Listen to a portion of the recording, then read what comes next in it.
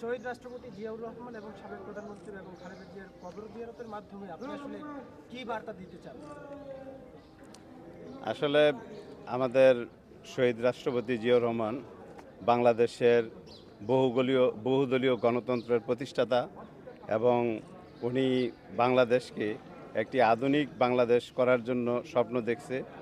তো ওনার এই স্বপ্নকে সামনে রেখেই ওনার যেই সহধর্মিণী আমাদের দেশনেত্রী বেগম খালেদা জিয়া, ওনার শহীদ হওয়ার পরে ওনার এই স্বপ্নকে বাস্তবায়ন করার জন্য পুরা বাংলাদেশের আপম জনসাধারণকে নিয়ে উনি বাংলাদেশকে এগিয়ে নেওয়ার জন্য এই মৃত্যুর আগের দিন পর্যন্ত চেষ্টা করেছেন এবং আল্লাহ গাফুর রহিম ওনাকে দুনিয়া থেকে নিয়ে গেছে। তো নিয়ে যাওয়ার আগে তো উনির একটা আফসোস ছিল যে আমাদের বাংলাদেশে এই ভোটের অধিকার বহুদিন যাবৎ আমাদের হরণ করে রেখেছে। তো সেটা উনি পূর্ণ প্রতিষ্ঠার জন্য সংগ্রাম করেছে।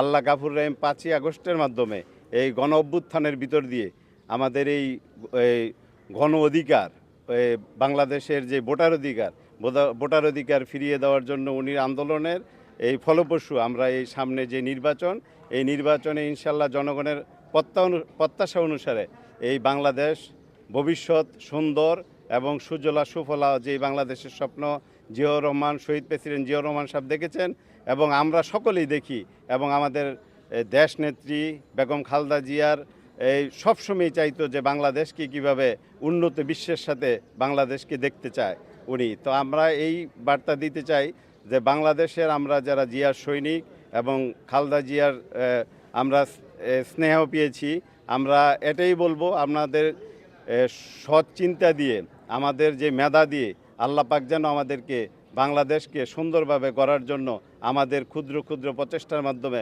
বাংলাদেশ অনেক দূরে এগিয়ে যায় ইনশাল্লাহ।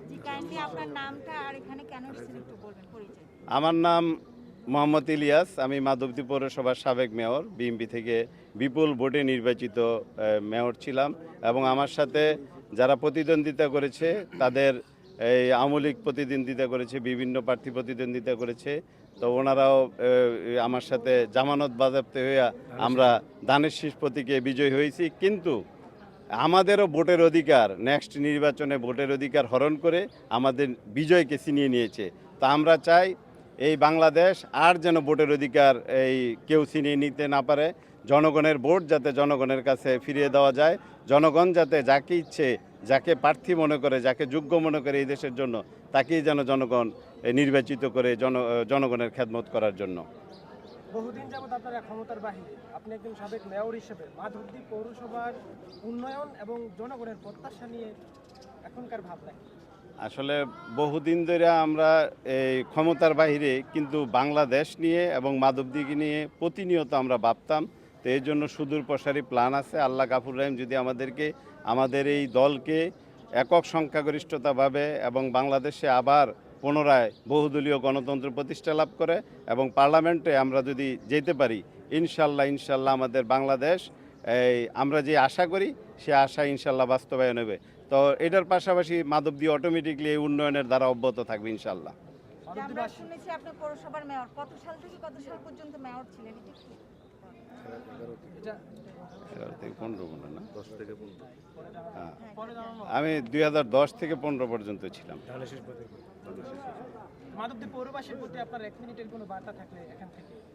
মাধবদী পৌরবাসীকে আমি সবসময় সুখী দেখতে চাই। দানের শীষের ভোট ব্যাংক আমাদের দক্ষিণাঞ্চল এবং আমাদের ওই নরসিংদী সদর, আমাদের সামনে নির্বাচন আসতেছে 12ই ফেব্রুয়ারি।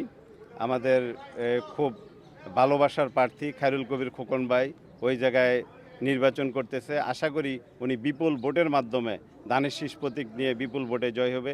আশা করি সারা বাংলাদেশে দানের শীষের গণজোয়ার হবে ইনশাল্লাহ। ধন্যবাদ।